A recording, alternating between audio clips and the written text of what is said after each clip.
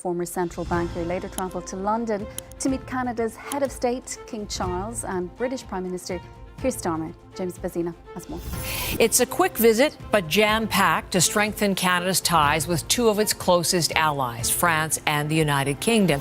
And Canada's new Prime Minister Mark Carney used his first official overseas trip to meet with the leaders of Britain and France, seeking support from old allies as relations with the U.S. sour. Canada, a country of North American size and wealth, long known as the U.S.'s closest friend, trading partner, and strategic ally. It also has one of the world's largest energy resources, a huge supply base from oil to natural gas, minerals to forest products. While some in the country may say we are tied to the United States, the new government recently formed under the leadership of Mark Carney has made it clear that things will not go back to the way they were before. The Trump tariffs imposed by Washington have provoked strong reactions in Canada, and the Ottawa administration has accelerated its search for alternative partners. Against this backdrop, Canada's new Prime Minister, Mark Carney, made his first international trip to France and the UK. This is quite normal, given Canada's demographic and cultural composition, but it is not that simple. As such, the diplomacy with both Paris and London has led to the headlines. Canada has chosen its side, raising the world press. Tonight, Mark Carney takes his first trip abroad as Prime Minister, as his cabinet works to cut Canada's reliance on the U.S. What is the meaning of Canadian Prime Minister? Mark Carney's first foreign trip to Paris and London. Mark Carney, formerly Governor of the Bank of Canada and then Governor of the Bank of England, is a well-respected figure in global financial circles. Specializing in economic crisis management, Carney became Prime Minister in early 2025 with a surprise electoral success. While some expected him to adopt a technocratic approach to statecraft, he instead embarked on a much more ambitious diplomatic path, promising to reform Canada's foreign policy. He signaled that he would manage tensions with the United States as a chess game. The fact that Carney's first foreign visit was to Paris and London, instead of Washington, was widely reported in the world press. The news in the global press was given with the headlines: Canadian Prime Minister skips traditional U.S. visit. Carney, who held meetings with French President Macron and British Prime Minister, gave the message of alternative friendships in a multipolar world, reinforcing the idea that bilateral relations will no longer be the same, while not closing the door to the U.S. completely. So why Paris and London? Carney made both economic and strategic contacts in Paris and London. On the economic front, he emphasized that he would not turn his back on the EU and Europe's leading capitals, but wanted to diversify the Canadian economy. Thus, he met the expectations of the Canadian domestic public opinion, which has long criticized the dependence on the U.S. market. Moreover, in London, Carney reunited with his former colleagues at the Bank of England and reached preliminary agreements to deepen financial partnerships. The talks in Paris, on the other hand, were more diplomatic and strategic. French President Emmanuel Macron suggested that joint working groups could be set up with Canada on defense and technology cooperation. This is a development that could shake the traditional picture. Within NATO, Ottawa is now leaving the door open to partnerships in military technology projects, not only with Washington, but also with European states. We are not going to make the future of our defense industry dependent on a single country, Mark Carney said, confirming that Ottawa is seeking to create an alternative to U.S.-based projects in this process. Topics such as the F-35 deal and a possible kill switch scandal have moved to the top of the agenda. However, Canada's concerns are not limited to defense technology. New tariffs in the agriculture, automotive, and energy sectors, and the increasingly protectionist policies of the U.S. are forcing Ottawa to find other fronts. The resulting picture points to perhaps one of the biggest tests of U.S.-Canada relations in the last half-century. While Mark Carney's government welcomes Europe with open arms, telling the domestic public that we must protect our security concerns and economic interests, Washington is planning retaliatory moves against what it sees as a betrayal. So how did this grand chess match between the two countries begin? Where might it evolve, and how might it affect the world? Carney stands out as a leader, known for his economist and central bank background, and an expert in turning crisis into opportunity.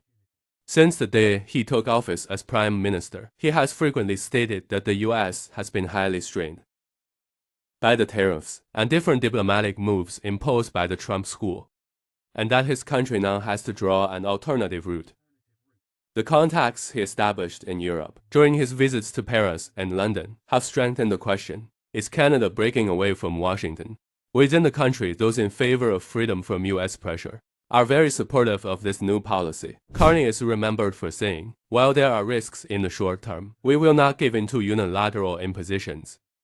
But it would be misleading to think that the tensions are limited to the trade dimension. Rumors of the cancellation of Canada's long-standing F-35 fighter jet project with the U.S. have created a new dynamic of conflict between Ottawa and Washington. While the Carney government has spoken of reviewing the $13 billion F-35 purchase, this gesture represents a major jolt for the United States. This aircraft, developed over the years with NATO allies and close partners, is one of the pillars of the Pentagon's vision of common defense. Now the possibility of Canada canceling this project, which has also been shaken by the kill switch allegations, has caused alarm bells to literally ring. In Washington, the kill switch rumors suggested that the U.S. could disable critical parts of the F-35 through software, a feature that foreign buyers had to accept. In Canada, there has been a concern for some time that if we have a multi-billion-dollar project, who is really in control of these planes? The new government listed these concerns under the heading of security, because the claim that the United States can take Canadian F-35s out of service if it so chooses, either in combat or in the event of a diplomatic crisis, reinforces Ottawa's argument that we must have a say in our national defense. This kill switch debate has lent legitimacy to the Carney teams. Let's strengthen our own defense industry and not be dependent on the U.S. rhetoric. On the other side, the additional tariffs imposed by the U.S. after Trump's re-election seem to be targeting the lifeblood of the Canadian economy. With moves in the automotive parts, agricultural products, and energy sectors, Washington cites protective policies, but Ottawa calls it outright coercion. The Canadian people do not have to accept this imposition, Carney said, accelerating plans to expand into European and Asian markets. Carney's European meetings with French President Macron and the British Prime Minister were noteworthy. Ottawa sources cite preliminary agreements on energy and defense cooperation, while the possibility of Canada cancelling the F-35 fighter jet project is being discussed. It is claimed that behind this cancellation are plans to turn to the next generation defense platforms. Coming from Europe, it has also been suggested that Carney has been in secret contacts with German and French defense giants for these projects. These visits also send a message that Canada is not completely closing the door to the U.S., but Washington will not be the only option. These are all signs that could escalate tensions between the two neighbors. Carney and French President Emmanuel Macron did not take questions from journalists, and a joint press conference with British Prime Minister Keir Starmer was not scheduled. An official familiar with the matter, who spoke on condition of anonymity because he was not authorized to speak publicly, said the Canadians offered a press conference in Paris, but the French declined. Starmer described Canada as a friend and ally of the UK, but refused to directly address Trump's rhetoric on annexation, although he went further than he had done before, emphasizing Canada's sovereignty. The relationship between our countries has always been strong, Starmer told Carney, at the British leader's residence at 10 Downing Street 8. Two sovereign allies, so much in common. A shared history, shared values, a shared king. Carney rejected the idea that he was seeking the support of other countries to affirm Canada as a nation. We don't need another country to affirm our sovereignty. We are sovereign, he said. We can defend ourselves. Disrespect is not helping, and it needs to stop before we sit down about a broader partnership. Macron did not comment ahead of the meeting on Trump's attacks on Canada, but said tariffs only lead to inflation and damage supply chains. In the current international context, we want to be able to develop our most strategic projects with our closest, most loyal partners, Macron said in London.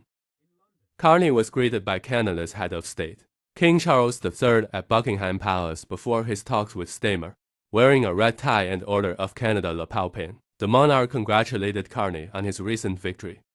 He was sworn in on Friday. Canada is fortunate to have a determined defender of our sovereign state, Carney wrote on his social media account. Carney will travel to Canada's Arctic coast on Tuesday to reaffirm the country's security and sovereignty. Trump's tariffs have been the most important catalyst For Ottawa's challenge to the United States, tariffs on Canadian steel and aluminum exports, burdens on the automotive sector, and quotas on agricultural products were perceived as an insult by the Carney team. For decades, Canada had been a stabilizing supplier to the U.S. economy. Oil and natural gas minerals, forest products, even technological components, all of them flowed from north to south, feeding American industry, supplying refineries with raw materials, and filling market shelves. Now Trump's tough policies have been enacted, with a protectionist approach that says we're going to put Canada in a corner. Carney said this was unacceptable. Then we will look for alternatives to the U.S. market. Ottawa quickly responded. Ideas such as shifting energy exports to Europe, new trade agreements with the EU and the UK, and selling petrochemical products to Asia began to materialize. This was enough to justify the headline. Canada has chosen its side. A determination not to remain tied to the US on the continent, but to expand into other oceans. In addition to energy and trade, we will strengthen our independence in defense policy.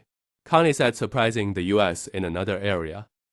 For years, Canada has been participating in joint defense projects with the US, most notably investing heavily in the F-35 fighter jet program. Recently, however, the question, does the F-35 have a kill switch or not, has been hotly debated in Ottawa. Allegedly, the United States could keep a critical software switch in these high-tech aircraft. It sells to allies, disabling the aircraft's function at any time. This rumor led the Canadian Defense Ministry to wonder, if we are pouring billions into this project, why should we continue if we cannot be the real masters of the planes? It was at this point that the Carney government said, we don't want to move forward on such a critical project with the United States that doesn't take our security concerns seriously, even though the US side said absolutely nothing like that. Canadian officials put the possibility of canceling the F-35 deal on the table, in the absence of a clear denial or technical guarantees. This was literally a red alert for the United States. If NATO and close allies were to break away from the F-35 project, it could shake the US's defense industry leadership. As tensions over the F-35 grow, Trump tariffs continue to anger Canada. Tariffs on steel and aluminum made Canadian exports to the US unprofitable. Trump's policies, which also imposed additional obligations on auto parts, put Canadian automotive giants in a difficult position. On agriculture, Ottawa responded to the US claim that Canada is being protectionist by saying your farmers already received too many subsidies. You are the unfair competition. These mutual accusations have strained Canada-US relations, which have been calm for many years. Agriculture, automotive, energy. We are open to negotiations on all of them, but we will not give in to unilateral pressure. Mark Carney said we will sit at the table with Europe. We will increase our trade with Asia. And if the US doesn't do what the US says, we will do this, he said. Causing panic in the US. Another topic causing panic is Canada's strategic security concerns.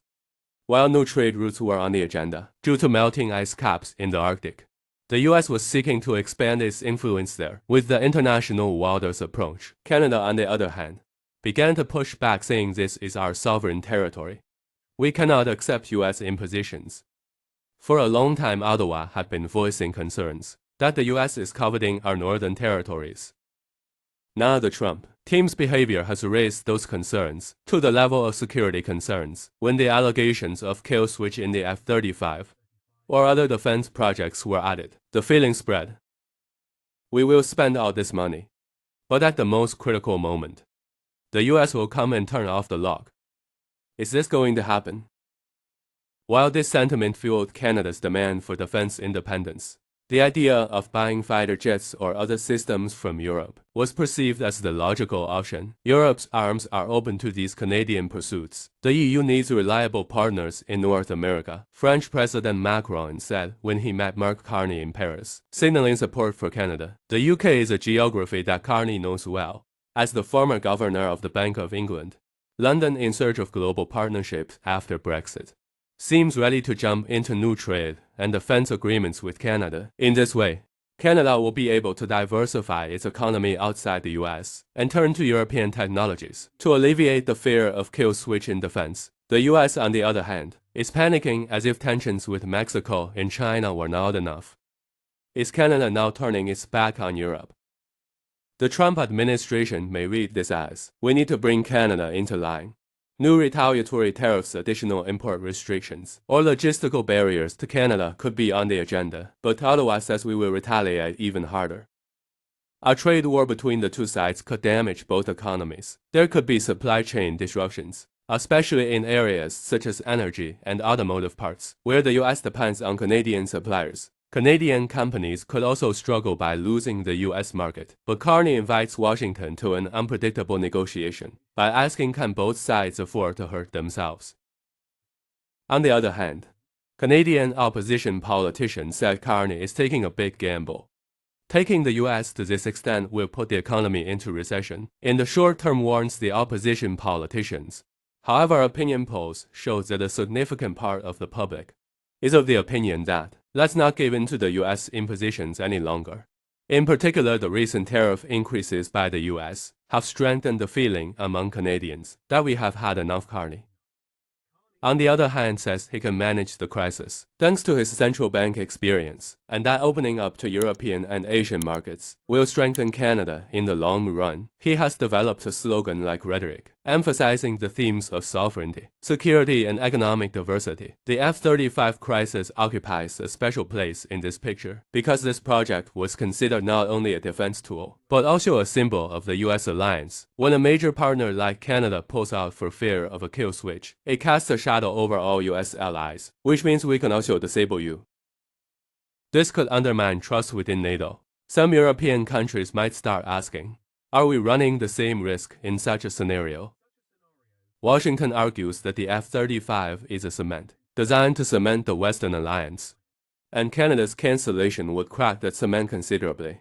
Carney's statement that they are imposing an aircraft on us that we have no control over could revive European projects to challenge the U.S. defense monopoly. If Canada joins France and Germany in their joint fighter jet efforts, perhaps the F-35 monopoly will begin to be broken. As the rhetoric of, we are now your only option, is frequently heard between the parties.